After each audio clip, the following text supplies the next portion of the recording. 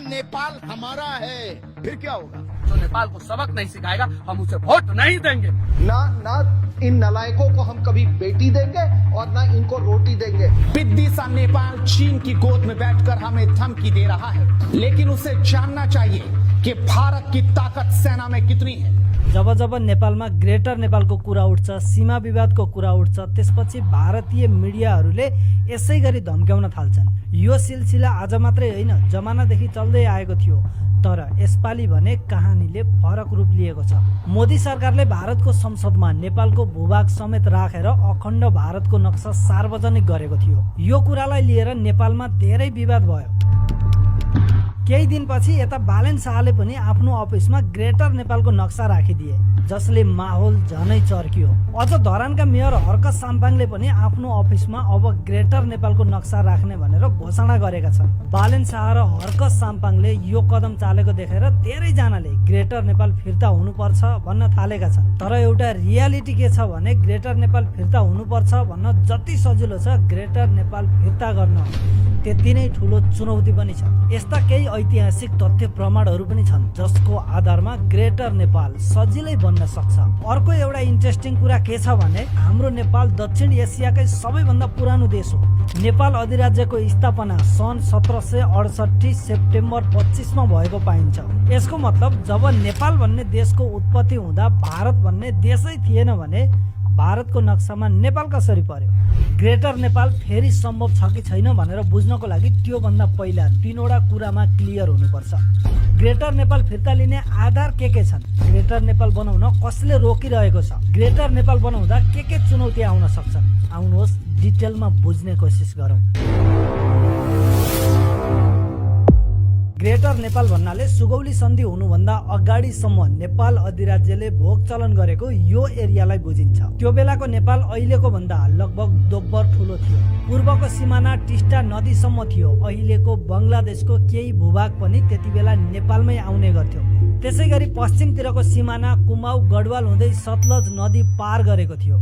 त्यो समयमा भारतमा ब्रिटिसले शासन चलाइरहेको थियो र ब्रिटिसहरू नेपालीलाई पनि गुलाम बनाएर नेपालमाथि शासन गर्न चाहन्थे। यही कारणले इस्ट इन्डिया कम्पनीको नामले भारतमा शासन चलाइरहेका ब्रिटिसहरूले नेपालीहरूमाथि युद्ध गरे।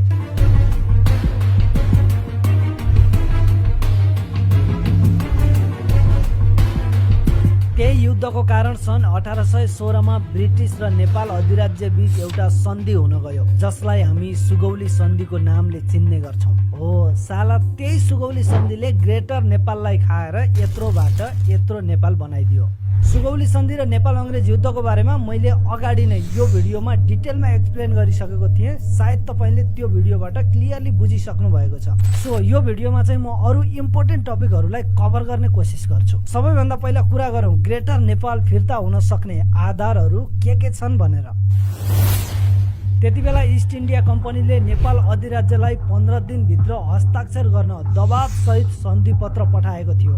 तत्कालीन राजा गिरवाण युद्ध विक्रम शाह, भीमसेन थापा र अमर सिंह थापा लगायतका व्यक्तिहरूले त्यो सन्धि पत्रमा हस्ताक्षर गर्न चाहेका थिएनन्। नेपालको तर्फबाट सुगौली सन्धिमा त्यति सजिलै हस्ताक्षर गर्न नमान्ने भइसकेपछि ब्रिटिसहरूले हामी काठमाडौँमा हमला गर्दैछौँ भनेर डर देखाएका थिए। यसरी ब्रिटिसको धम्की आएपछि 15 दिने अल्टिमेटमलाई लम्ब्याएर 93औं दिनमा हस्ताक्षर गरेको थियो नेपालले। जबकि अन्तर्राष्ट्रिय नियम अनुसार कुनै पनि देशले अर्को देशलाई धम्की दिएर डर देखाएर सन्धि गर्न बाध्य बनाउँछ भने त्यो सन्धिको कुनै पनि मान्यता हुँदैन। यसको मतलब यहाँनेर एउटा मेन पोइन्ट के छ भने नेपालले नचाहँदा नचाहँदै जबरजस्ती सुगौली सन्धिमा हस्ताक्षर गरेको भएर सुगौली सन्धि नै इनभ्यालिड छ। जब सुगौली सन्धि नै इनभ्यालिड हुन जान्छ भने सुगौली सन्धिकै कारणले गर्दा टुक्रिएको नेपालमै फिर्ता हुनु पर्यो नि। त्यति बेला नेपालसँग युद्ध लड्ने पनि ब्रिटिस नै थिए अनि नेपालसँग सुगौली सन्धि गर्ने पनि ब्रिटिस नै थिए।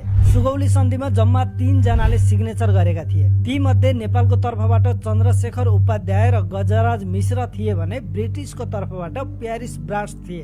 त्यसैले ब्रिटिसहरूले भारत छोडेर भारत एउटा स्वतन्त्र देश बनिसकेपछि सुगौली सन्धिको कुनै पनि अर्थ लाग्दैन। जब सुगौली सन्धिको अर्थ नलाग्नु भनेको ग्रेटर नेपाल यथावत रहनु हो।